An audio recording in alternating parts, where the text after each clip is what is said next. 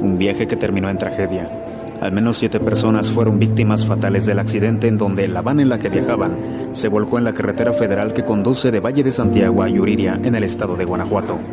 De acuerdo con testimonios, las víctimas se dirigían a la capital del estado y el auto perdió el control presuntamente por exceso de velocidad.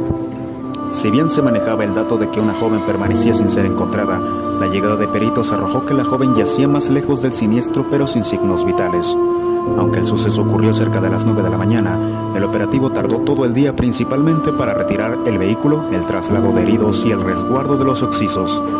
Por su parte, la comunidad estudiantil de la Universidad de Guanajuato publicó sus condolencias a las familias y llamaron a una reunión en memoria de los ausentes.